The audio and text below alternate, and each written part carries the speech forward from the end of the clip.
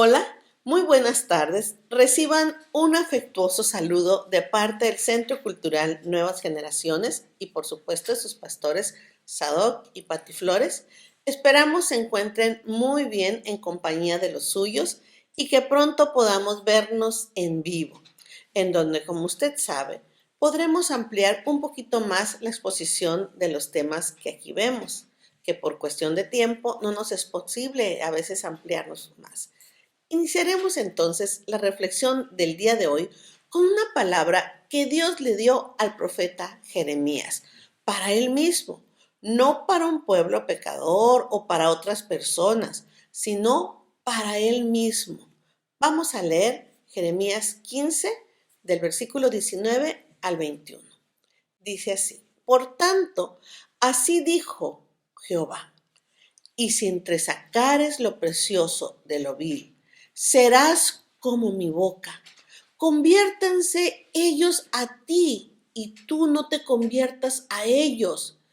Y te pondré en este pueblo por muro fortificado de bronce, y pelearán contra ti, pero no te vencerán, porque yo estoy contigo para guardarte y para defenderte, dice Jehová.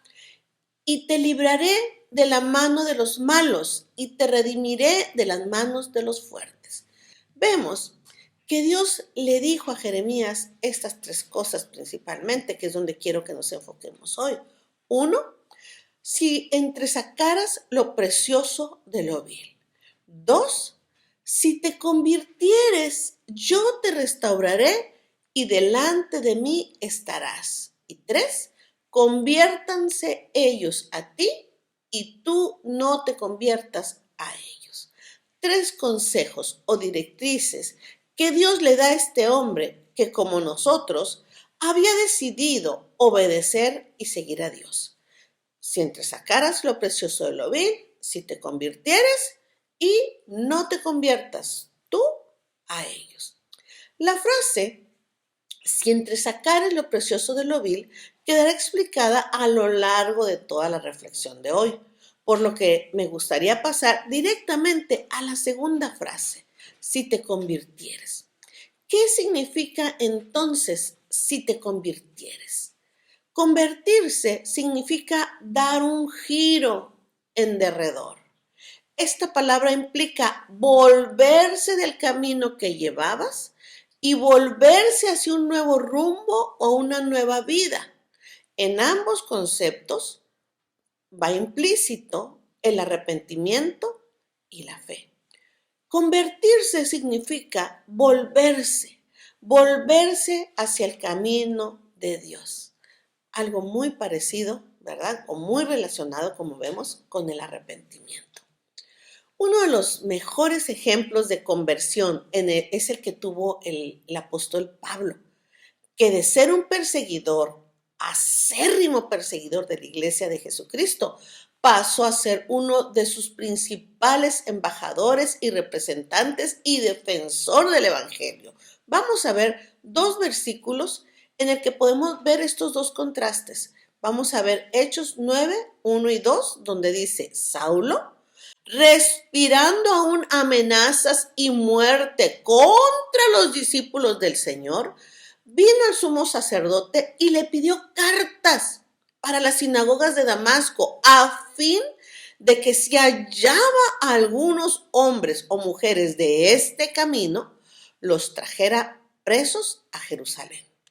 Ahora vamos a ver Hechos 9, 20 y 22, donde se muestra la evidencia de esa conversión y de este cambio. Dice: enseguida predicaba a Cristo en las sinagogas, hablando de Saulo, de Pablo, ¿no? Dice: enseguida predicaba a Cristo en las sinagogas y diciendo que este era el Hijo de Dios. Y todos los que lo oían estaban atónitos y decían: ¿no es este el que asolaba en Jerusalén a los que invocaban este nombre? Y a eso vino acá, para llevarlos presos ante los principales sacerdotes. Pero Saulo mucho más enardecía y confundía a los judíos que vivían en Damasco, demostrando que Jesús era el Cristo. Si alguien sabía o supo lo que era una conversión de vida, fue el apóstol Pablo. Y fue planeado así por Dios, porque Pablo sería enviado a reproducir esta conversión en otras personas. Veamos cómo el apóstol Pablo relata cómo Jesús mismo lo comisionó a predicar a los judíos y a los gentiles a fin de que estos se convirtieran. Vamos a ver Hechos 26, del versículo 16 al 18. Dice de esta manera, hablando de cómo Jesús le habló al mismo Pablo.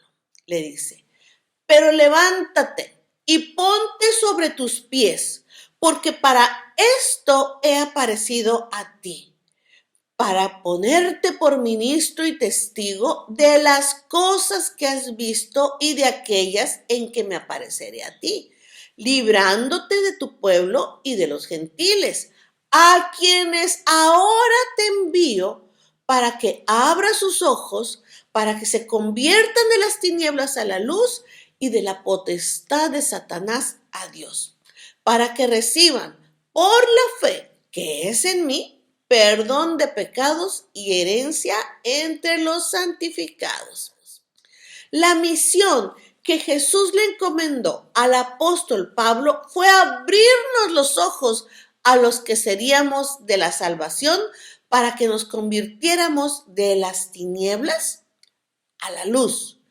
Creo que no hay mejor definición de convertirse.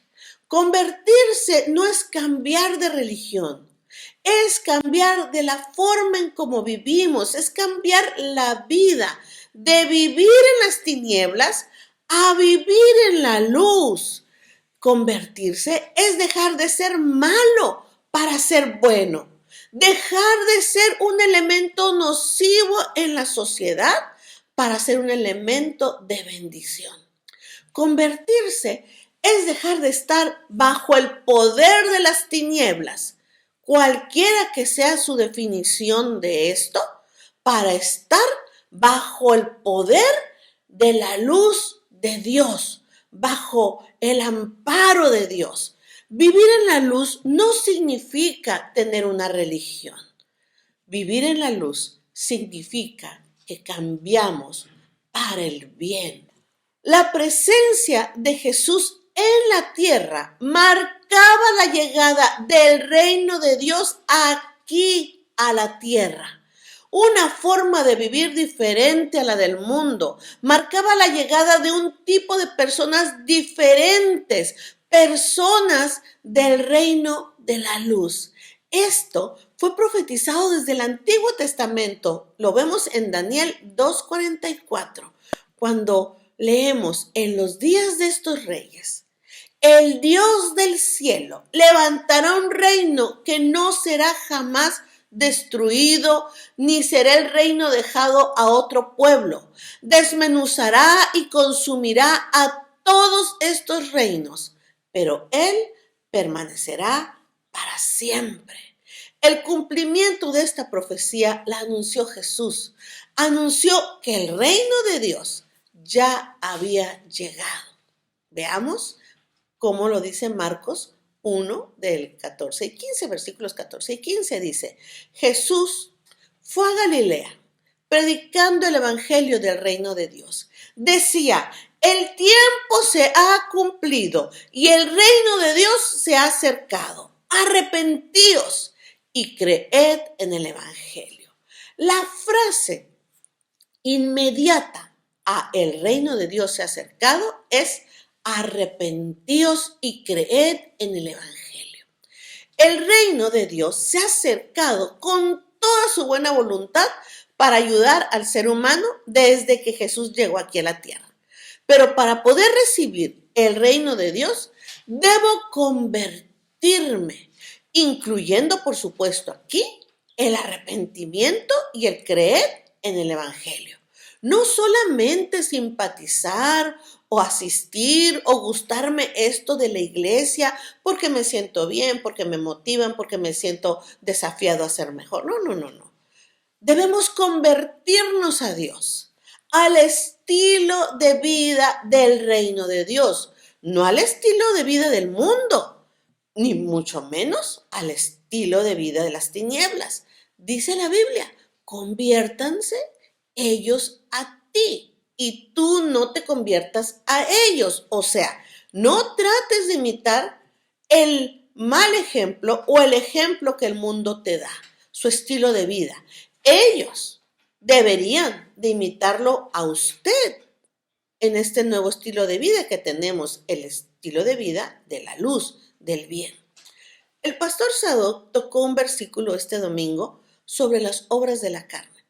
Pero más que enfocarnos a las acciones pecaminosas que ya vimos este domingo y que son tan variadas como personas estamos viendo esta transmisión o en este lugar, quisiera que más que enfocarnos a las acciones pecaminosas que este versículo nos habla cuando habla de las obras de la carne, quisiera que hoy nos enfocáramos a una verdad implícita en este versículo, cuando dice, ¿no sabéis que los injustos no heredarán el reino de Dios? Esto lo vimos en 1 Corintios 6, la primera parte del versículo 9. Enfóquese a no heredarán el reino de Dios. O sea, que aunque el tiempo se ha cumplido y el reino de Dios se ha acercado, habrá un tipo de personas que no puedan tenerlo, que no puedan vivirlo, que no puedan recibir lo que el reino de Dios trae con él. Y quiero aclarar que no estamos hablando de aquellos que no quieren nada con Dios, de aquellos que no quieren nada con la iglesia o que no les interesa. No estoy hablando de aquellos que no quieren nada con Dios. Estoy hablando de aquellos que se suponen están dentro de la familia de Dios, ¿sí? Pero que por sus injusticias o carnalidades perderán todo aquello que el reino trae a esta dimensión de la vida. Por ejemplo, las buenas nuevas a los pobres, el sanar a los quebrantados de corazón, libertad a los cautivos, vista a los ciegos, libertad a los oprimidos, el año agradable que el Señor estaba anunciando, la buena voluntad de Dios para con el hombre, que según Lucas 4, 18 y 19, esto es parte de lo que el reino de Dios trae, que se ha acercado junto con Jesús a nosotros, los que nos hemos arrepentido y creído en el Evangelio. Dios, a los que no se convierten, que no dejan sus malas prácticas, que no dejan su mal camino, sus malas obras, no podrá bendecirlos como Él quisiera bendecirlos, por cuanto diciendo que son cristianos, hablando y queriendo pertenecer al reino, pero diciendo que son cristianos y que conocen a Dios, hacen blasfemar a los enemigos de Jehová. Veamos este versículo, el siguiente versículo que también vimos el domingo en la historia del rey David, ¿verdad? Dice 2 Samuel 12:14. Pero por cuanto con este asunto, hablando del adulterio y del homicidio que el rey David cometió, dice, pero por cuanto con este asunto hiciste blasfemar a los enemigos de Jehová, el hijo que te ha nacido ciertamente morirá. Yo quiero que usted analice esto. Si esto lo hizo Dios con el rey David, que lo amaba profundamente, que lo bendijo inmensamente, que le dio tanto y que estuvo de una manera tan poderosa con él. Si esto lo hizo Dios con el rey David, claro que lo puede hacer con cualquiera de nosotros. Y cuando digo el hijo que te ha nacido ciertamente morirá, no me refiero yo a la muerte tal vez de sus hijos naturales, no crea que lo estoy amenazando, no. Esta frase es mucho más profunda de lo que leemos. Si usted Analiza un poco más esto.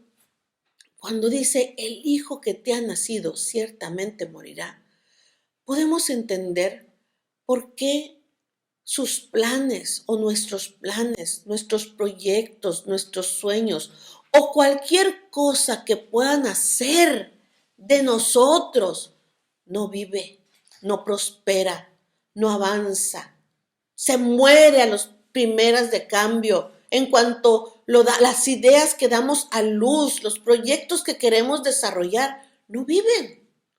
Por cuanto con esos asuntos turbios que aún existen en nuestras vidas de oscuridad, hacemos blasfemar el nombre del gran Dios, Jehová de los ejércitos.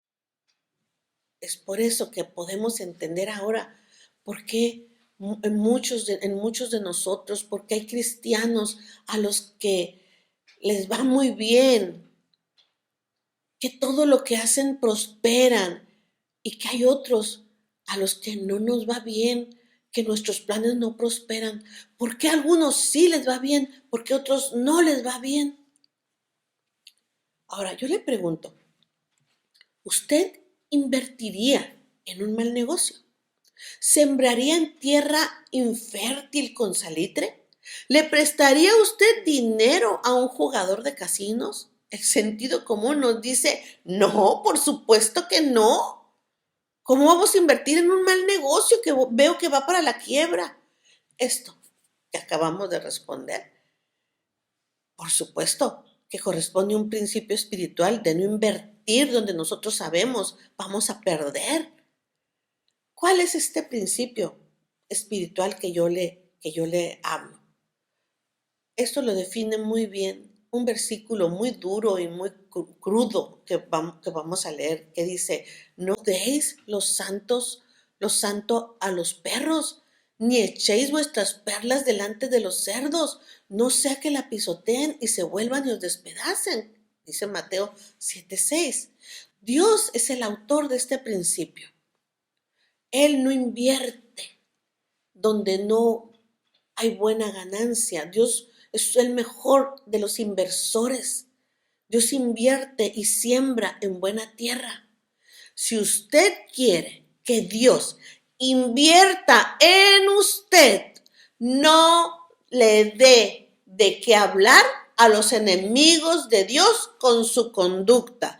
Que con su conducta, que con mi conducta, no hagamos blasfemar a los enemigos de nuestro Dios. Debemos entresacar lo precioso de lo vil. Saquemos lo mejor de nosotros como una ofrenda agradable a Dios en nuestra vida. Dejemos lo vil a un lado. Sé que somos viles, sé que somos carne, sé que tenemos muchas cosas terribles en nuestras vidas. Saquemos de eso lo mejor de nosotros.